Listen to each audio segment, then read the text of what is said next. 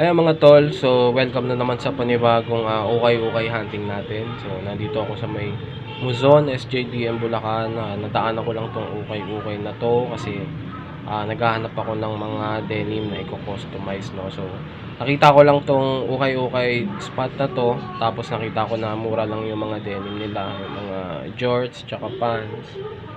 So sinilip ko, tas nakita ko tong black na denim jorts, ayan. So, yung size niya, size 31. Ayan, saktong-sakto lang sa akin to. Kaya, in-score ko na rin to. Tapos, nagtingin-tingin pa ako dyan ng iba. At siya nga pala mga tol, late upload na to. Sobrang late upload na tong episode na to. Last month ko pa ata to na shoot. Tapos, ngayon ko lang na-edit. So, dito, ito, nakahanap din ako dito ng sweatpants na H&M. Magkano ko lang din naman yan na hook, kaya kinuha ko na rin kasi ang ganda ng quality niya, tsaka halos bago pa, need wash lang mga tol. So ayan ang mga in-score ko dyan, yung jorts na black, tapos yung H&M na sweatpants mga tol. So nagtingin-tingin pa ako dyan, pero wala na talaga akong ibang na kurso na dahan. Ayan, 75 yung mga ano nila, yung mga sweatpants nila mga tol. So in-score ko na rin, ayan. So, pagkatas ko dyan, syempre, bayad na tayo. May sukli pa yung binayad natin. Tapos, rumekta na ako sa tungko.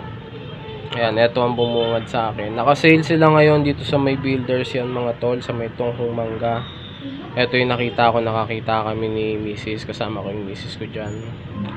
Nakakita kami nito dikis na sneaker. Pero maliit siya na size, sayang nga mga tol, sobrang nang hinayang ako dito, binalik-balikan pa namin to. Hindi talaga siya kumasya sa akin, talagang pambabae lang siya. Pinasukat ko nga kay Mrs. pero ayaw niyang pumayag na bilhin namin kasi nga mataas pa. Mahal pa, 680 ata to nun, discounted na yon. Pero sakto sa kanya yung size mga tol, kaya nanginayang kami kasi ang ganda ng kulay, gray tsaka violet. Trip namin talaga yung colorway. So ayun. At ayan, no, kung makikita nyo, saktong-sakto sa kanya mga tol. Pero hindi kasi siya mahilig magsuot mga ganito na sneakers, kaya no choice, iniwan na namin talaga sa ukay-ukay. Kaya ayun, good luck na lang sa makakakuha nito. Ayoko sanang may pinapalakpas na dikis mga tol, pero wala naman tayo magagawa, hindi naman magagamit. Pag binili ko to, kung sakali ang magsusuot nito yung magiging anak pa namin o kaya yung misis ko. Kaya medyo malabo. Ayun. So iniwan na namin yan dyan mga tol. Malamang sa malamang pag in-upload ko tong video na to, nakuha na yan, nabili na. So ayun. At ayan, eto nga lang pala yung episode na to. Short episode lang to mga tol, kasi eto lang yung mga lost clips, mga hindi ko na-upload agad.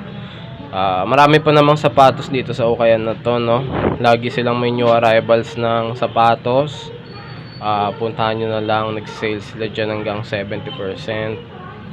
So ayan, marami pang ibang sapatos dyan, karamihan mga Nike, mga sneakers na low cut, tsaka kung ano-ano pa mga tol. Puntahan nyo na lang talaga. So ayan, Reebok ko. Sobrang solid yung colorway niyan mga tol. So siya nga pala, syempre, huwag nyo kalimutan mag-like, mag-share, mag-subscribe ng mga videos natin mga tol.